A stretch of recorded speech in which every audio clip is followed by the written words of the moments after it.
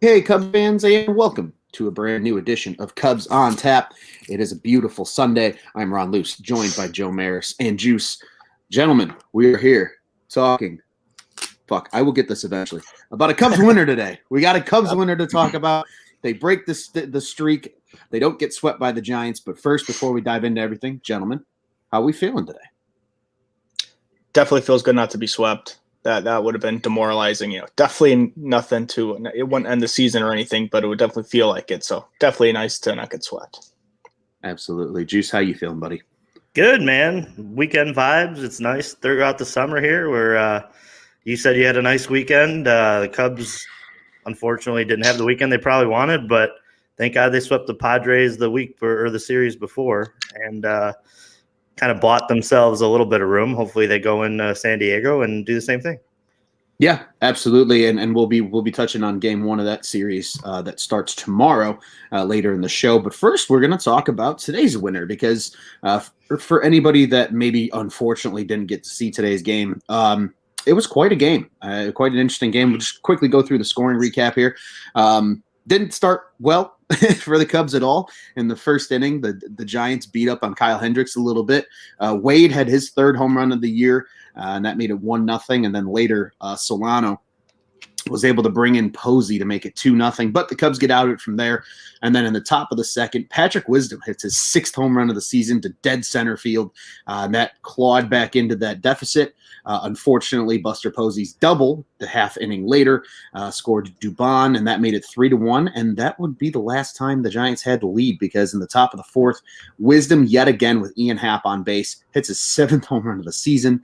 Once again, literally to dead center field. I think that's something that people maybe have mentioned a little bit, but literally all three of his home runs in the last 2 days were to like the same spot in the ballpark, which was impressive. And then later, with bases loaded, Javi Baez, fielder's choice.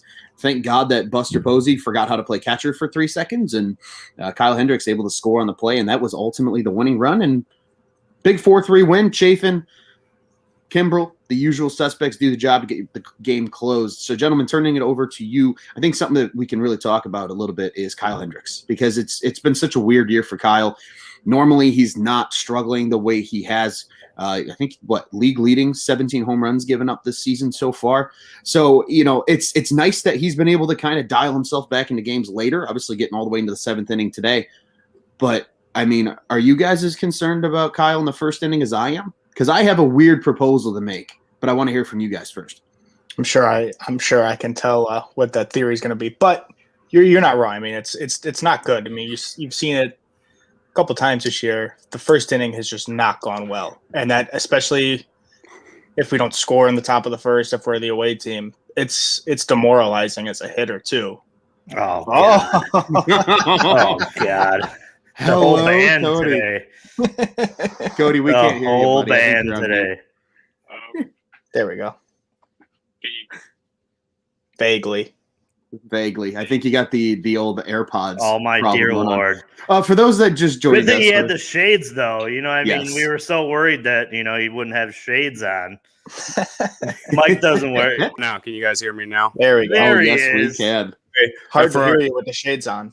Yeah, for everyone in the podcast, listening podcast, sorry, I just slid into the stream and I'm vibing, guys. If you're on the stream, if you're watching live, I'm vibing. I got the Hawaiian out.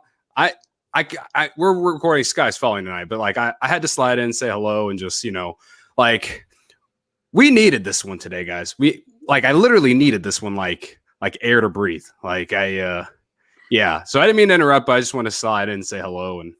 Let's That's go. It? Like we fucking won a game. You're not hanging out. You got hanging out for a little bit. On. I got some time. All right, but I just wanted to explain why I'm here. So whoever I was interrupting, I'm sorry. So if you want to continue, but I'm here. We're having a great time, guys. Did you get a free bowl of soup with that shirt, or what's the deal? No free bowl of soup, man.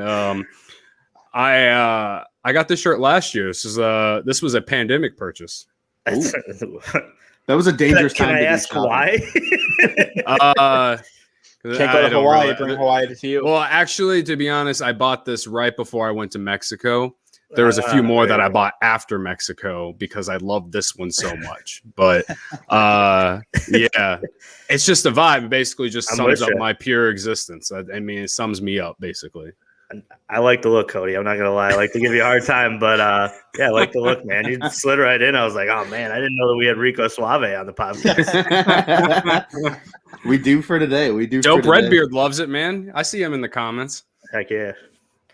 The classic just slide in. Yes, I agree though. Dope Redbeard. Cody is potentially. Allegedly. I'm sober tonight, but I'm hanging out, man. We went to the pool today. Our pool at my apartment opened for the first time since like I actually lived here. So I moved in my apartment complex August 2019, right? And it closed on Labor Day. So I didn't really have time to really get to check out the pool at my complex. And then obviously with the pandemic last year, it closed. So I didn't get to experience it until today. So yeah. So you're just loving life today, and we got a Cubs winner too on top of it. I mean, that's right. And it was a hard to big beat. win, guys. I mean, shit. At the beginning of that game, you guys had to be feeling the same way I was. Like, here we go again. Like, we're about to get swept by this team full of no names. But this team just continues to be resilient. I think that's the biggest thing. Like, anytime they get down or something bad happens, they manage to bounce back. If it's not that game, it's the game after. They almost made the comeback last night, and I felt like that ninth inning at least maybe, set the tone for tomorrow, at least in terms of morale. It's like, hey, we almost came back. Like, let's give them tomorrow. We got our ace on the mound, and even though Kyle Hendricks wasn't great to start the game, he found it like he always does, and he almost gave us 7. I asked for 7 strong in the recap video, and he got me 6 in the third. I'll take it. It showed nothing but guts today. Like those, I think that's the difference between like elite or just really good pitchers that are veterans of the game and like have been playing for a really long time. Like if they don't have their stuff, they find a way to get you to give you a chance to win.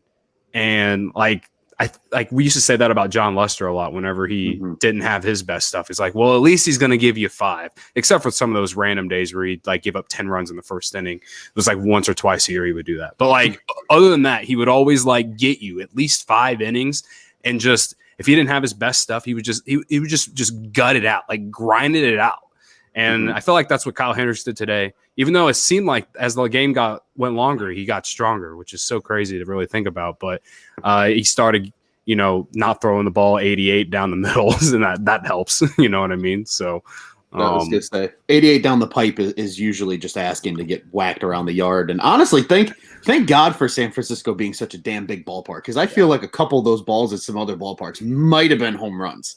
Right. On any given day. So for him to get out of it and do what he did was impressive. But I mean, Joe, I know you were talking a little bit about, so Cody, right before you slid on, I asked, about how do we feel about Kyle Hendricks against the first inning this year, because it just hasn't worked out for him well. I posted the Batman slapping the shit out of Robin gif earlier, and that was my analogy for Kyle in the first inning this year, unfortunately. And Joe, I think knows where my theory was going, but I was going to suggest, do we take a page out of the Tampa Bay Rays playbook and use an opener on days that Kyle Hendricks is going to pitch, and then you get him through that first inning and he doesn't have to pitch in it, and then you can just let him roll 2 through 8 the rest of the day? I think it's worth exploring. I mean, hey.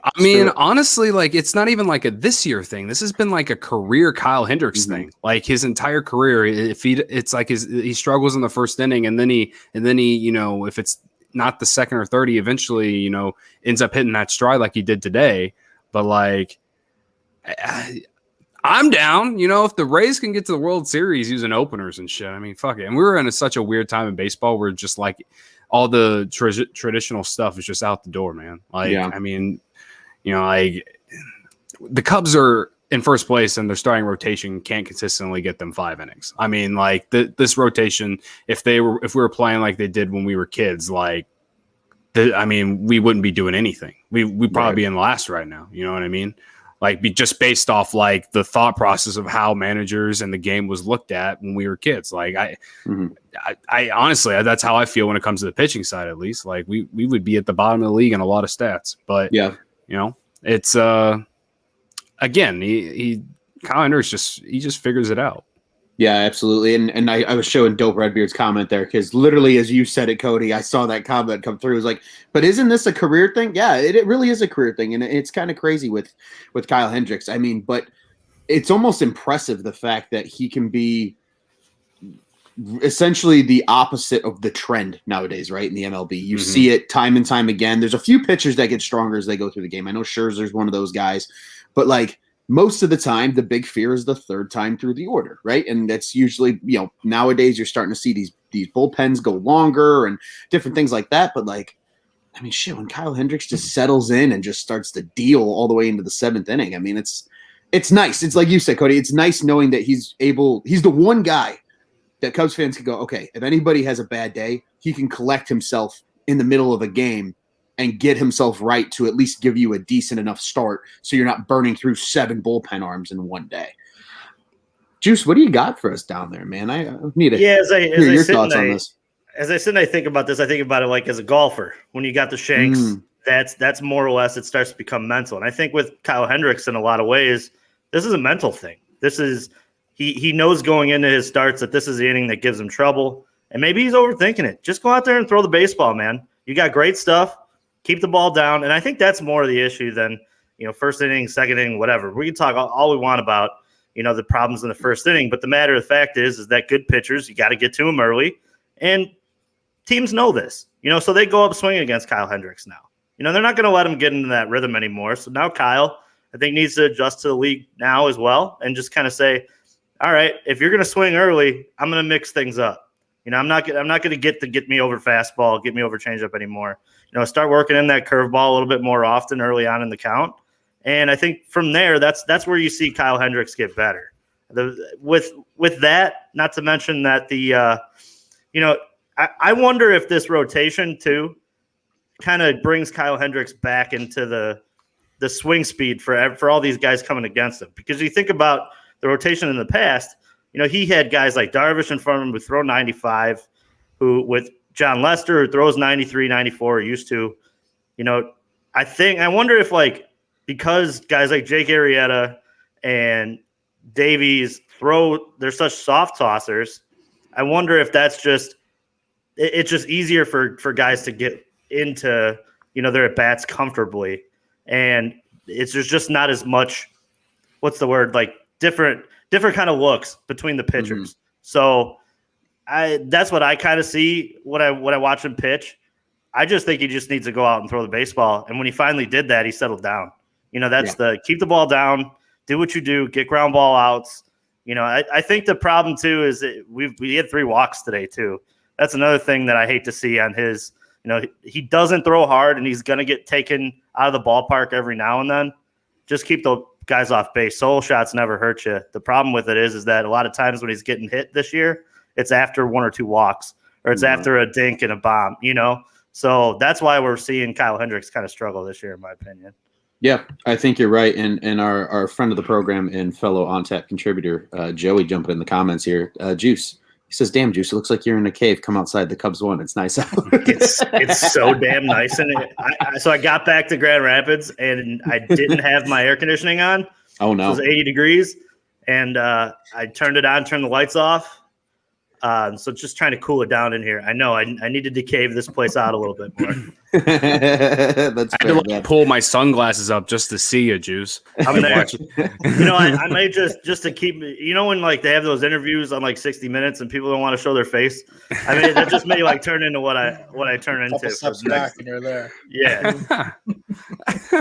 Do we have to distort your voice too, just like 60 Minutes? That would be just amazing, right? I mean, and then we can start like he's a demon in a cave. Who really is Juice? Just say who is he? And then we could just put the OJ picture over in your AVI on Twitter. Yeah. That's what I'm saying. That's what I'm saying, bro. I know. It does look like a cave in here, though. It just becomes a straight mystery. But I mean, guys, it's obviously Kyle Hendricks being a big storyline of today's game. But I mean, holy shit. How about Patrick Wisdom, dude? This guy is just, and Cody, I know Cody loves Patrick Wisdom, so I'm going to let you sound off, man. But bro, fucking Patrick shit. fucking Wisdom. This guy build the statue. I'm going to start. I keep making the joke, but on it at this point, it's not a joke anymore. What, 6 home runs in 13 games? Like, I have an article in the drafts. I'm waiting for one of the editors to put it out there, and it's all about Ron. I'm basically talking to Ron here. It's about Patrick Wisdom, Sergio Alcantara, and Rafael Ortega. And basically all it is just kind of highlighting like where they were before they came to the Cubs. And Patrick Wisdom is the one guy. Well, and Sergio Alcantara, I guess there's still a lot. I mean, he's looked very impressive in his short stints that he's gotten. He hasn't been given the torch yet by David Ross, how Patrick Wisdom basically has kind of been given. But the reason being is he's like a third baseman, and outside of Chris Bryant right now, the Cubs don't have any third baseman to play. So that's why he is playing every day, and he's taking full advantage of it. But what I'm getting at in this article, it talks about like where he was before he came to the Cubs. Quite literally, first round pick by the Cardinals. First round pick in 2012 by the Cardinals. He's in the system for like 4 years. Maybe it's not 2012. I can't remember. Either way, early 2010s. Is it 2012? Okay. Yep. And then he gets the call in 2018. Gets like 58 plate appearances. And he's very, I mean, he looks if you look at the numbers, it's like, all right, young player, but he was a first round pick, and they literally traded him away for a player that's basically a bag of balls and Drew Robinson, who's not even in the league anymore.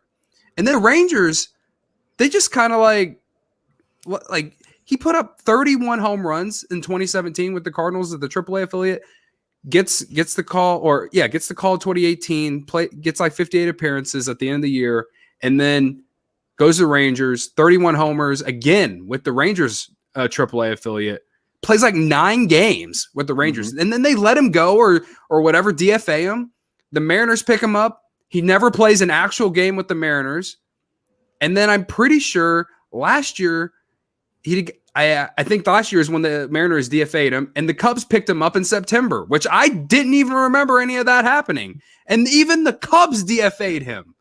And then he signed back with the Cubs in like January or whatever, like on a minor league contract or some shit like that. Like, it's just amazing.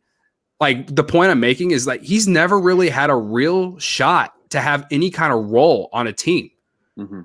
Like, I feel bad for him because he's 29.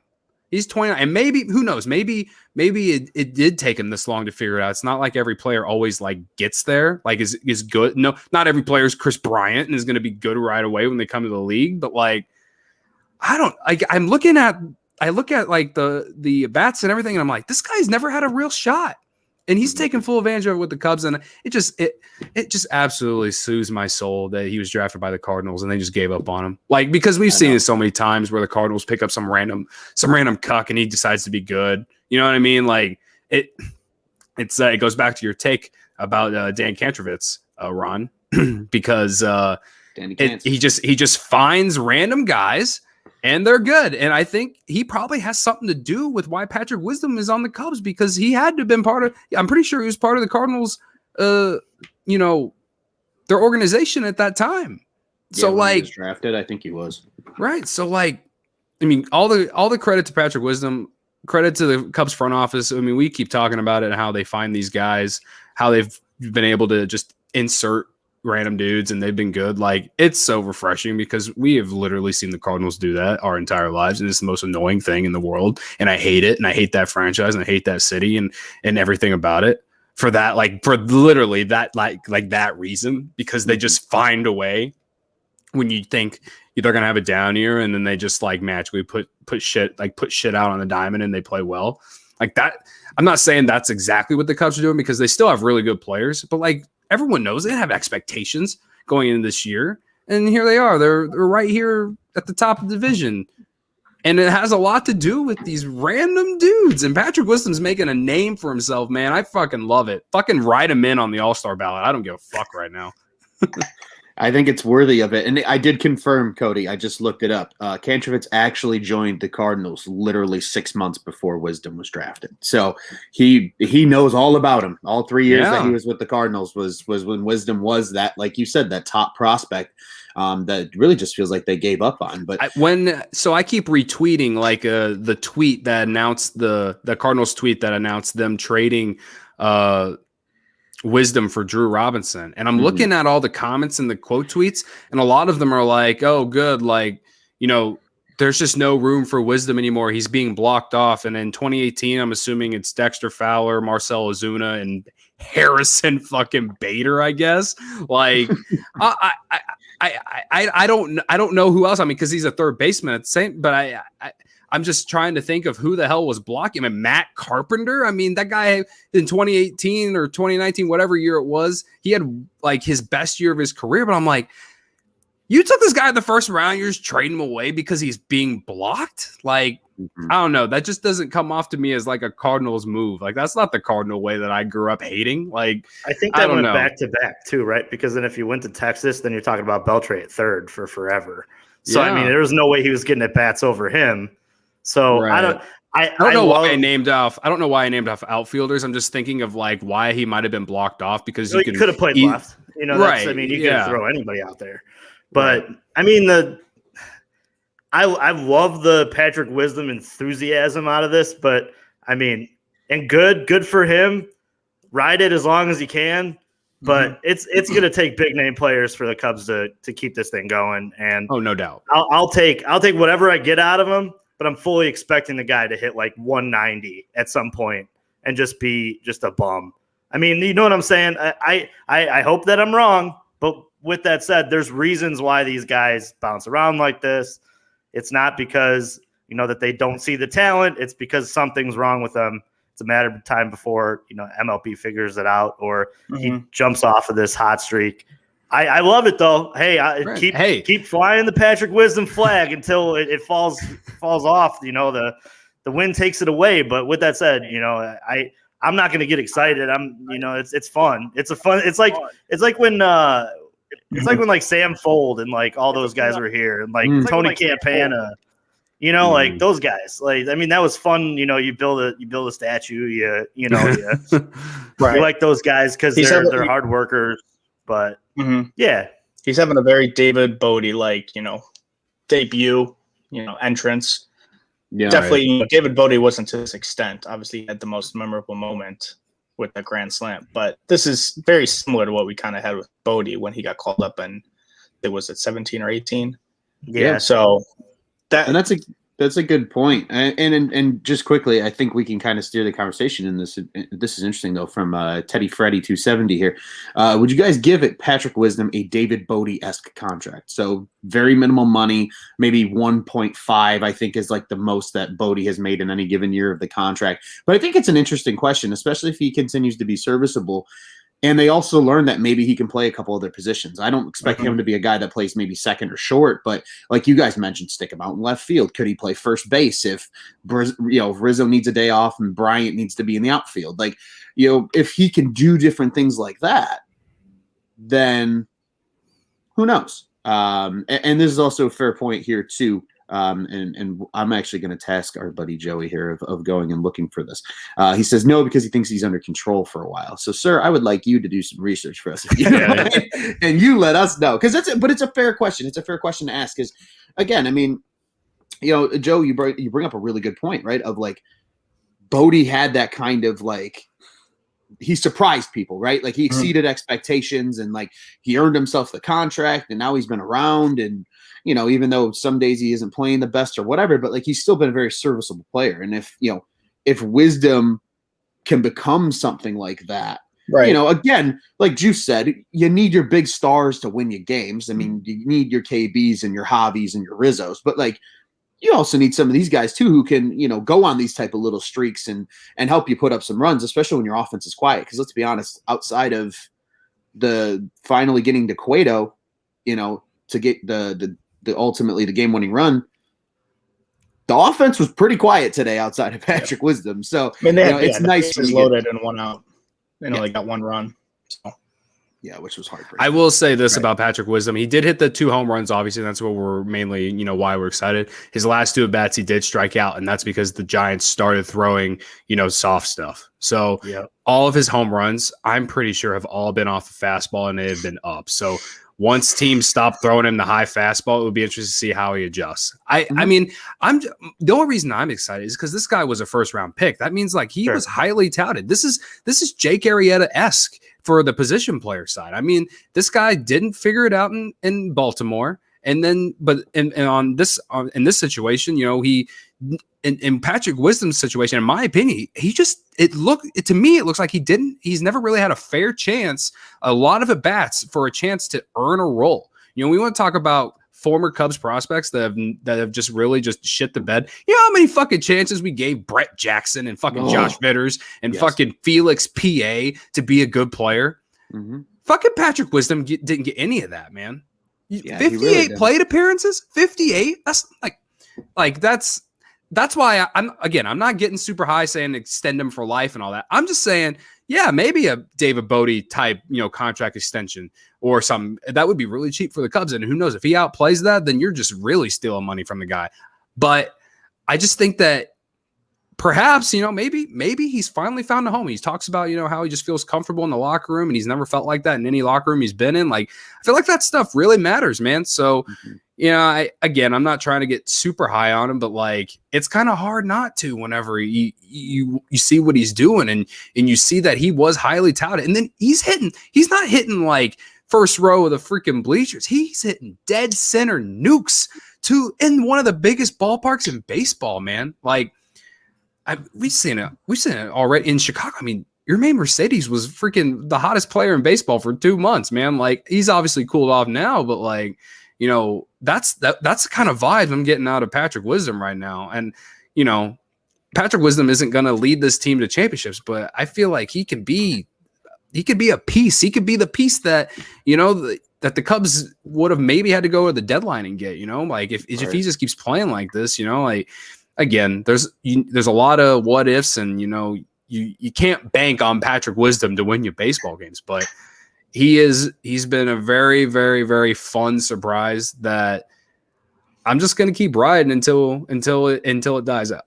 Ride it till the wheels fall off. And Scott from Iowa, who again, I think it was you and I that were doing that episode when he mentioned Patrick Wisdom should be he was all about it. So again, I always got to give pointers for that because that was impressive. But I remember listening to that episode. Scott from Iowa, very smart guy. I'm glad he listens to this podcast. As are we. He's right though with his comment here. Wisdom's defense has been on point too. He has made some very nice plays at third defensively. It's not like he's not a guy, to your point, Cody, he's not a guy that, can hit the shit out of the ball, but just plays a poor defense. I mean, he's playing a very quality third base. He's better defensive Jake Fox. Am I wrong? No, you're not wrong, bro. You're not wrong. Jake Fox, Cubs legend. I just got straight up PTSD over that name. Holy crap. Right. If we want to go into what happened to Jake Fox after they figured out how to pitch to him, that was pretty bad. But with that said, enjoy it. You know what I mean? I'm with it. He won. He basically won the game today, and he was the only reason the Cubs were in the game yesterday. And like I said, I hate to be the sad guy in the cave over here, but I got to be the one that Someone's got to be a realist. Somebody's got to pump the brakes. We can't be, let's give this guy $100 million like we're like KB. Oh, no, I'm not even like that, bro. No, I'm just saying. There's things you need to see. What happens when we get some guys back and he's not playing every day? How does he respond once he's back in the lineup? Those are things you got to see. Bodie was able to continue to hit. That's why he got that, control contract for a little stability for him. So those are things we got to see before we give him even something cheap like we gave to Bodie. So we'll see. Yeah. Fair and a good point. I agree. I think it's a fun story right now. We're enjoying the hell out of it. I think all Cubs fans are at this point. And like you said, we'll see how he adjusts. And hey, who knows if he adjusts and finds a way, maybe he does put together a nice little career with the Cubs, 4 or 5 years as like a, role depth type player that, consistently stays on the big league roster, but, maybe isn't, again, he's not going to be your Chris Bryant or your Anthony Rizzo or Wilson Contreras or any of those guys, but certainly a fun story nonetheless. And guys, I mean, really the only other thing I can think of from this game is just the bullpen continuing to be elite. I mean, Tepera works, his 2/3 of an inning to get out of it, kind of relieve Kyle there in the 7th. And then the Sheriff comes in the 8th and locks it down. And then obviously Dirty Craig in the 9th getting the job done and getting the big save today. So, I mean, it really was a perfect Cubs win. Just, they come back. It felt great. The bullpen locks it down. I mean, it was a good way to end the weekend, and it was a great way to roll into that San Diego series that starts tomorrow. There was like so many moments where you're like, oh fuck, like we're about to blow this shit. Like when Tepera came in, I don't remember who it was, but he hit the fly ball like to the warning track. We'd seen so many homers hit. We'd seen so many homers hit to that direction of the ballpark go out this weekend. Like, I don't know what was wrong with Tepera. I'm just glad he got out of it because, like, after that, and then he almost walked another guy. I'm glad he got out of it. I'm not going to complain too much just because, like, he's been nails. I mean, nails. He won NL pitcher or reliever of the month or whatever it's called in May, right? So, that Craig Kimbrell, first pitch to whoever the backup shortstop was, Chris Bryant, extend the man already. Like, he's not even like an elite outfielder, and he made that play. Like, we got everything out of this game today, and it was like the baseball gods were just like teasing us the entire game. It was like literally the first inning. Kyle Henderson gives up the 2 runs, and I'm like, all right, I should have stayed at the pool. Like this is not fun. This is not great. And then all series, you can even say all series. They kind of I mean that whole collision at short, the Crawford. I forgot who was at Longoria was at third. If that ball gets by him, Javi scores. Because that gets to the outfield, and nobody's there to go get it. It was a weird weekend for the baseball guys. But that's why I think that maybe them going on to San Diego, they get a couple more breaks than they could in that little bandbox. That ballpark is so freaking weird. Let's just Triples say that. Alley can just fucking go to hell, man. Like so many balls hit in that direction, and most ballparks are 1 either out or 2 caught because of how ballparks are all weird. It's just like I was just like, we have a really good, decent outfield defense, and we can't get to any of these balls. And it's like, oh, wait, we're playing San Francisco where the ballpark is freaking ginormous. It's not fair. So we're going to another one, too. Yeah. Petco doesn't get any easier, and neither does like the team. Question for all you guys, and I know we're all fans of the game. Like we sit and watch other teams play, not just the Cubs. And guys can comment in the comments as well if you're listening. Do you think that it makes baseball better when there's parks like this because you see more triples, or would you rather have the fences in? I know the game's kind of broken, and I was listening to Theo Epstein talk with Fitzsimmons on his podcast, and he was talking about how the most exciting plays are the triples and stolen bases. So getting things moving more often, I wonder if that's maybe something that the league looks at, moving the fences back, having more ballparks like these, the triple alleys and things like that, because almost every fan said that triples in baseball were, the most exciting play that they watched. Well, I will let Scott from Iowa take the first one here. He says, hell yeah, because triples are cool and tough, and that is very on brand, and absolutely love that. But I enjoy triples. I always like triples. So one of my favorite all-time ball players, regardless of team, regardless of anything, is Carl Crawford. And that dude was a triple machine. He hit at least 15 almost every year, especially in his prime with the Rays. He was a double machine too. And yet he could still poke out, 15 to 20 home runs a year. Like he was a very well-rounded guy in that essence.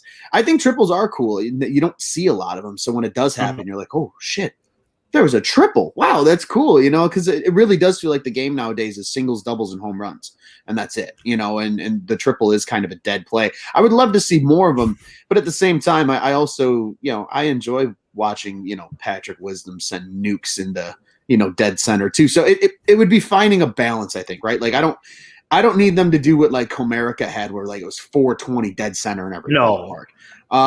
But I mean, I think it's cool too having ballparks like San Francisco because it will. it looks different. It's aesthetically pleasing when you see these different looking ballparks. Like Mhm. Petco's cool because of the old steel company building that's built in the left field, right? Yep. You know, like it's cool when you have some of these nuances in certain ballparks. So I'm very very for it. We got Teddy Freddy here. When it's the Cubs, love them especially when you see it live, the crowd's involved. It's great. It is. It's a great play. And then Joey here says he likes it, changes pace. Just don't like the Cubs playing there. Absolutely agree with that as well. And he also confirmed in our comments, I haven't shown it on the screen here because I actually lost it here somewhere in the comments, but Wisdom is only on a 1-year contract. So the Bodie idea in terms of a contract could work.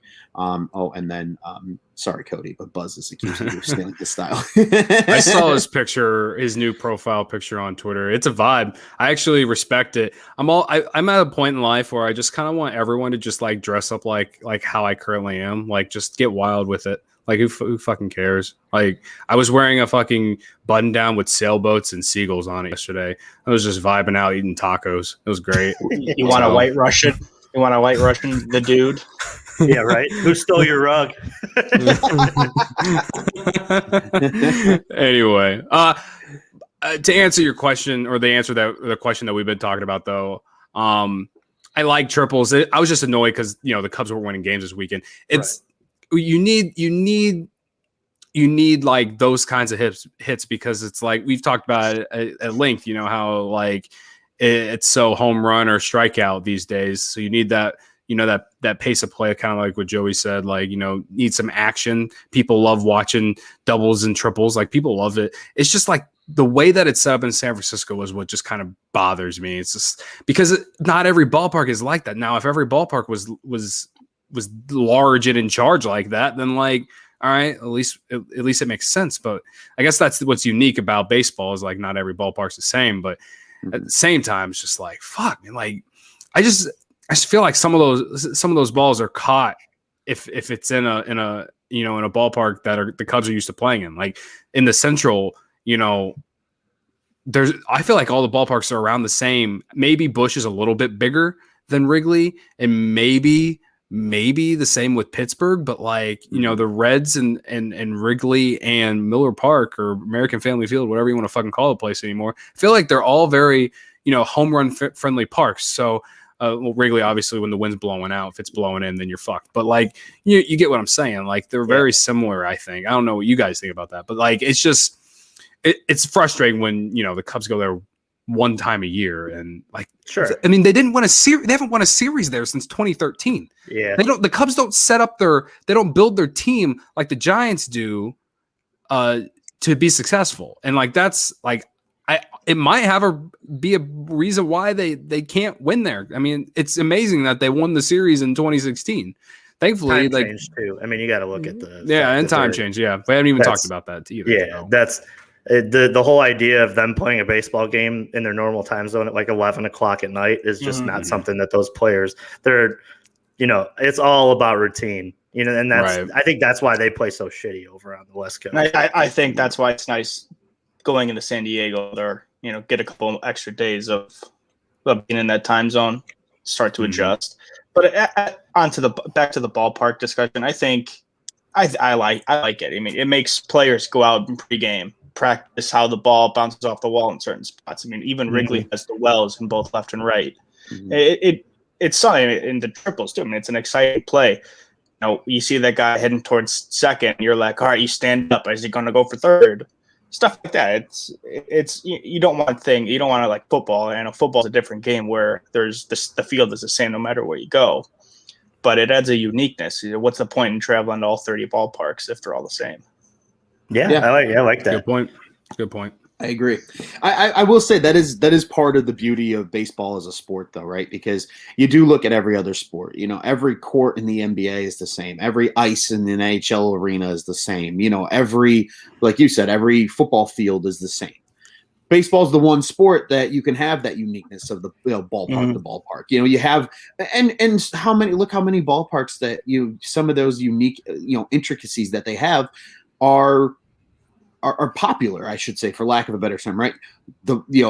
the Green Monster out at Fenway. You've got the Ivy at Wrigley, or the basket at Wrigley. Like how many people always bitch about the basket, like other teams when the Cubs hit a home run to the basket, they're like, that's bullshit. Like, but again, some of those fun talking points of baseball that makes baseball unique and different are because of the little weird intricacies of a ballpark. And I agree, there is more of that appeal, I think, in comparison to all other sports of like, oh, I want to go to all 30 ballparks. It's not, I don't think everybody feels the same way about like, oh, I want to go to all 32 NFL stadiums, or I want to go to all, 32, what will be 32 NHL ice arena. No, but everybody feels that way with a ballpark, because it's different, it's unique, and it is pretty cool. And that's a good question, Juice. It really is, because it's like you said, the baseball is kind of broken right now, and there's a lot of things that are changing in the game, just style of play, how players prepare.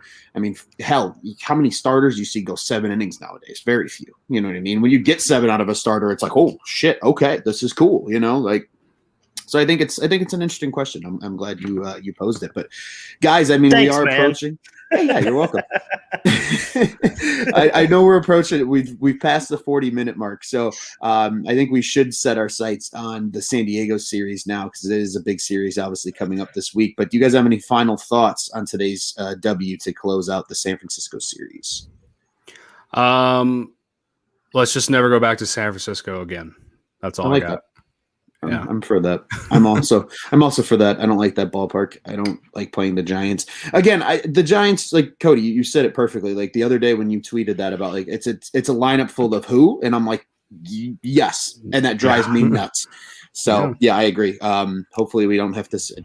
I don't even know the next time they play the Giants. And it should be at Wrigley. They'll be playing back at Wrigley. That's all that matters. And those players won't have that triples alley to hit all those freaking balls that are probably, I don't know, caught.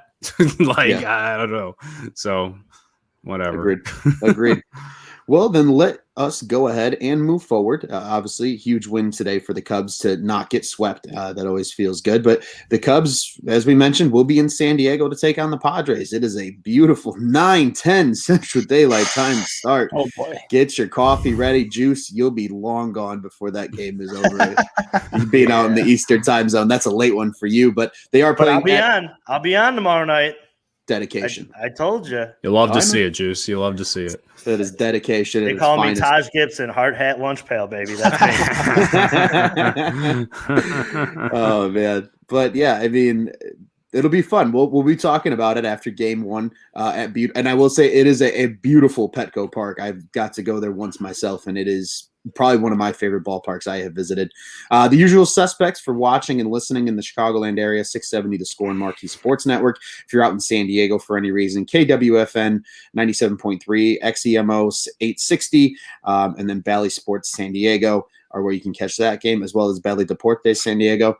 And then ESPN. It'll be on ESPN, but that is for out of market. So if you are anywhere other than the San Diego and Chicago markets, you can catch the game nationally on ESPN. That's me. There you go, baby. Sorry to hear that. For the pitching matchup, Adbert Alzolay is taking the ball tomorrow for the Cubs. He's now 4-4 on the season, a 3.62 ERA and 58 Ks. He has just in his last 3 outings a 1.53 ERA with 19 strikeouts against 4 walks in 17 2/3 innings of work. So he's really starting to come into his own, it seems like, at this point in the season. And the Cubs will see once again a guy they saw in the last series, Brian Weathers. He's now 2-2 on the season with a 2.06 ERA and 29 Ks for the Padres. So we'll just throw this thing right around the table here, get a little preview from each of you guys, as well as a Fly the W pick. And for Cody, it is another Fly the W pick besides for the one and only Andrew Chafin. Gentlemen, you have the floor. I'll start first because I'm going to say what I got to say, and then I got to hop off. So I'll look forward to hearing you guys' thoughts. Sorry, we're boring you. We're sorry. You're not boring me, I promise. I just got to go record Skies Falling. The guys they're about ready. But Brooks Koepka is calling him at the pool. That's the problem. Dude, I'd love to hang out with Brooks Koepka. I'm a Brooks Koepka guy. I saw your tweet. Bryson DeChambeau can kick rocks. That's my opinion. Nope. I'm on the other side of the spectrum. Cody, usually we agree. We agree on a lot of things, but not give me this the mad one. scientist on that one. Well, anyway, tomorrow's game, I'm just gonna go out and say it. Like tomorrow's game is a must win if you at least want to get a game in this series. I know they swept the Padres at Wrigley, and a lot of things went right. The Padres are really good at home. Like they won like 12 or 13 straight at home. And I just feel like they're like the Padres, they have that. They remember what happened at Wrigley. So they're going to do whatever they can to get at least 2 out of 3 in this series. But if the Cubs are going to have a chance to win this series, they have to win tomorrow because outside of Kyle Hendricks, Abbott Alzolay has been the only other guy that has been honestly like consistently reliable, in my opinion. Mm-hmm. I know Jake had a great April, but Abbott Alzolay has been, an elite starter for the Cubs, if you ask me, over the last like month. And he's at least giving you 5 every day or every 5th day. And to me, that's where I'm at with this rotation right now. Like the expectations are really low when it comes to just length. So if they can score early, let Abbott like carry him 5-6 innings, I think they got a good shot. The Cubs beat up on Ryan Weathers at Wrigley a little bit. I think was that the Patrick Wisdom game, or didn't Wisdom hit one out against him? No, I don't think he did. That game was against Paddock. Okay, someone hit. I know there was 1 or 2 homers against Weathers. It was Contreras. It might have been Wisdom, but maybe it was Javi. I'm looking it up. I'm thinking Contreras hit the. And Contreras has been mashing lefties all season. He's batting well over 300 against left-handed starters, which I believe that's what Weathers is. So yeah. Outside of Chafin, I'll just go ahead and take Contreras now as my Fly W player. And also he had a day off today, so that's why I'm like he's definitely gonna play tomorrow. Mm-hmm. We just got to get a decent start out of Alzolay and let Jesus take the wheel and hope and pray that we can get this one, because then they got to face Darvish, and it's going to be the Darvish revenge game, and I'm not feeling good about it, especially if he's going up against Arrieta. And I love Jake forever, man. Always have, always will, but like he doesn't have it right now, and I don't feel good about that matchup at all. Like I might have to bet the Padres just to get the reverse bets losing thing going, or you know what I mean? Like if I lose that bet, that means the Cubs won the game. You know what I mean? Like I don't feel good about that.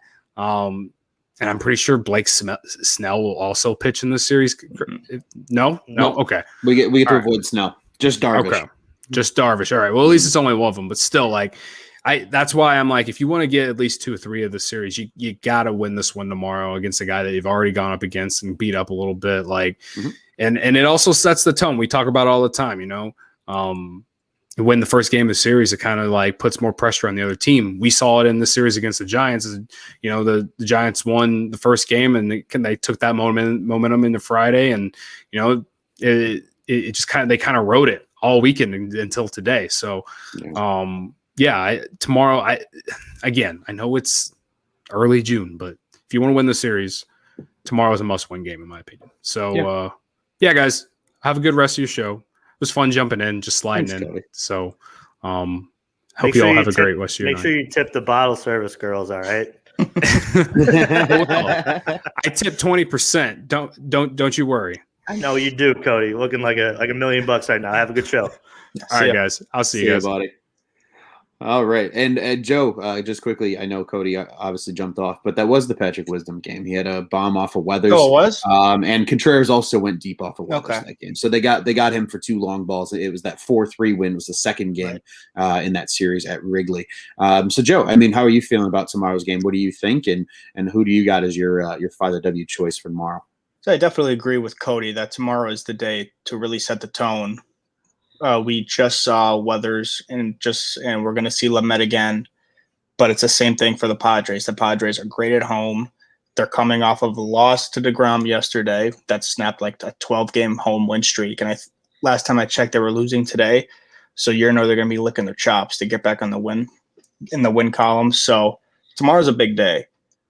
We really need to take advantage of the lefty. Hopefully we can get Marisnik back. I'm not sure. I know we were expecting him back on Friday, I think, and he still has not been activated.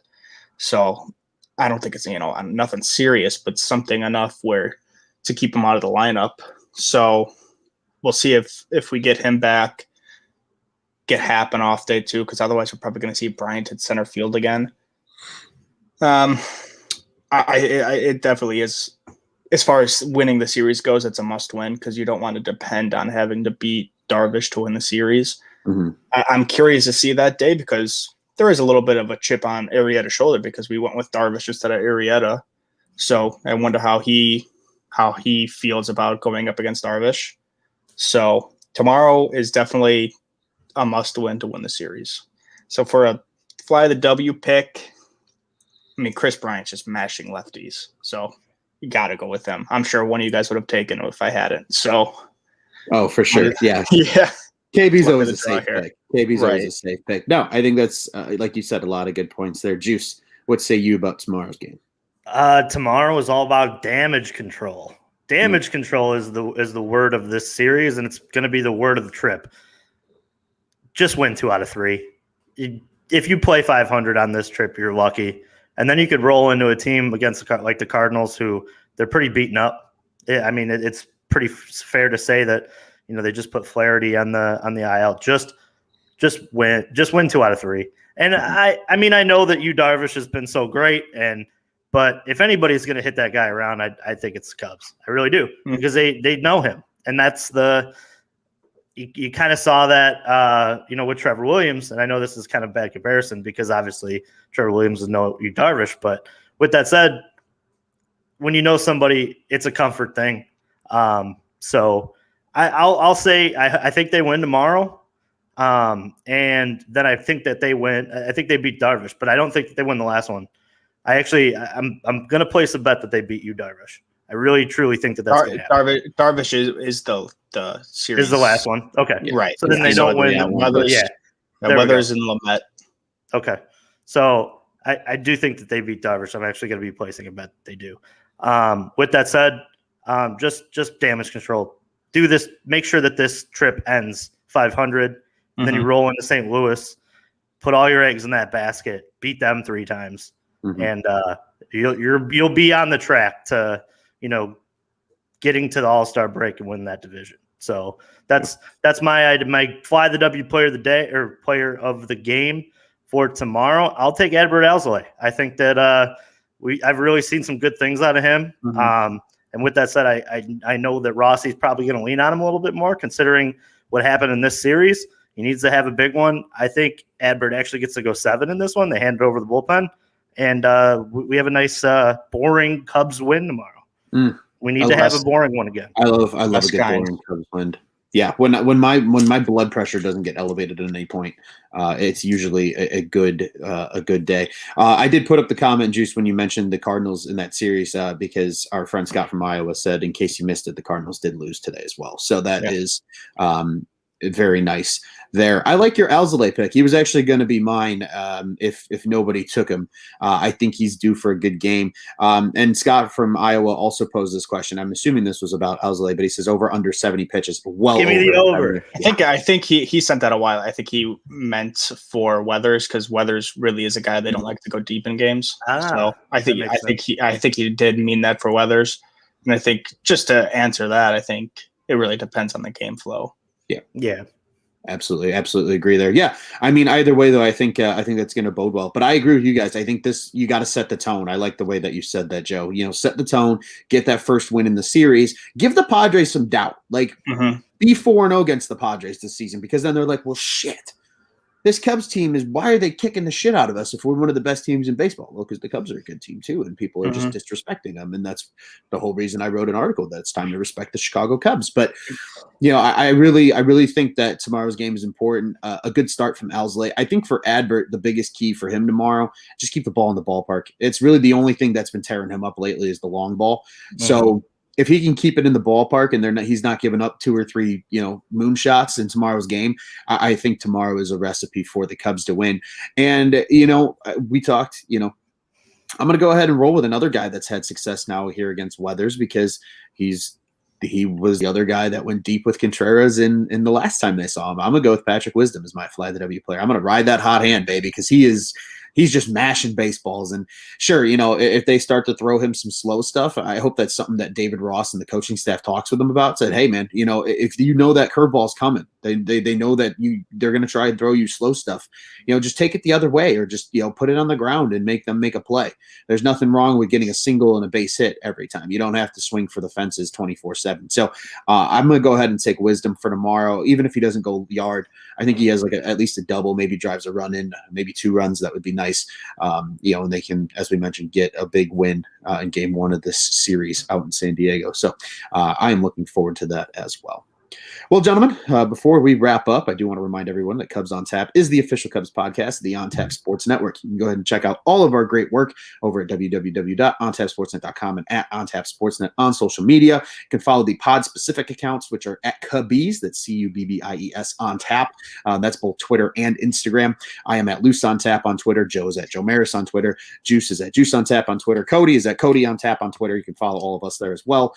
And not only great Cubs coverage, we got Bears, Bulls, Blackhawks, and Cubs fans. We all have at least one friend that's a White Sox fan. You bring them over to us as well, because we got some pretty damn good coverage about the guys on the South Side too. So once again, you can check us out, www.ontapsportsnet.com and at OnTapSportsNet. On social media, the On Tap Sports Network. Go ahead and check out what's on tap in Chicago sports. Gentlemen, this was a blast. This was a good Sunday fun day episode for us. We got to talk about a big Cubs win as the Cubs take today's game and avoid the sweep in San Francisco. A big one coming up now with the Padres, and I'm sure all 3 of us here, and including Cody, all 4 of us will be on the mic at some point here in this series coming up now, and then rolling into the weekend. And Juice, I did want to mention this too.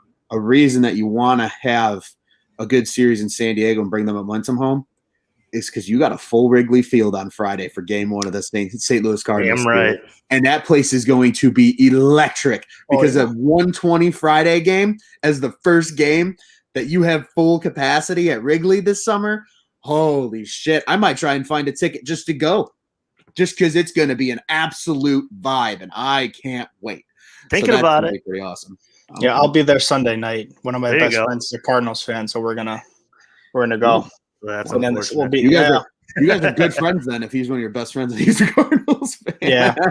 I remember the last time I went to a game with them was who knows how long. Johnny Peralta was still on the Cardinals. He hit a game-winning home run in the 9th off of Pedro Strop. Wow. Yeah, I remember that one. That was circa 2014, 2015 probably? I think it was 2015. Okay, yeah. Johnny Peralta. That's a name drop. I love name drops. So just as a total random side note before we wrap this thing up. My favorite thing to do when going to baseball games or really any sporting event is the name drop jerseys that you see. I love that. We might have to make this a thing. Every Cubs game I go to, the craziest jersey that I can find, I want to take a picture with that person and post it on Cubs on Tap. And they're the weird name MVP of the day for jerseys. That's got to be a thing, because I love when you walk through the ballpark and some random dude's got a fucking what was it, Bob Howery jersey on, or it's one of those names where you just go, oh shit, I haven't heard that name in a long time. Even better on, we should have anybody who listens to this podcast, if they go to the game, if they send us a weird one, we'll pick one a game and we'll send them on tap merch. How's that? Ooh. I like it. It's an idea. Send them a koozie, or we'll send them something. Yeah. Keychain, bottle opener, figure something out. There you go. I like that idea. That's a better idea. Yeah, we could even do it as a weekly contest too. Yeah, weekly contest. You go to a game during the week, you send us your weird jersey, and at the end of the week we pick the weirdest one from that week, and we'll send out some koozies. You got to get those. The hashtag Crack'em koozies flowing into the wild is how I put it. Damn right. Anytime I see an on-tap koozie out in the wild, I get really excited. So it's always a lot of fun to see. But gentlemen, this was fun. We got a couple late games the next 2 nights, a little bit of an earlier game on Wednesday with it being a travel day for the Cubs, and then they're obviously off Thursday. So 3 pods from us this week, and then we'll roll into that Cardinal series, and we'll be ready because Wrigley's going to be ready when it's at 100% capacity here coming up now on June 11th, which is Friday. So, guys, what do you say? We get out of here the only way we know how? Let's go Cubs. Let's go Cubs. Let's go Cubbies.